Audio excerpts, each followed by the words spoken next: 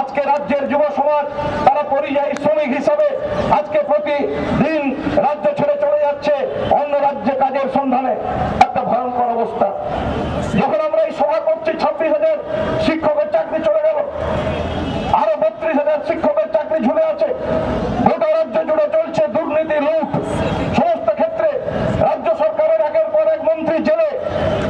এইরকম একটা পরিস্থিতির মধ্যে আজকে রাজ্যের শ্রমিকরা, চা বাগানের শ্রমিকরা 10 বছর ধরে তার মিনিমাম ওয়েজের মীমাংসা আজও পর্যন্ত হলো না।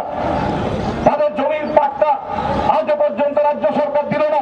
অথচ চা বাগানের 35%, 30% জমি কর্পোরেটের হাতে বিক্রি করা হবে, রাজ্য সরকার সেই পরিকল্পনা করছে।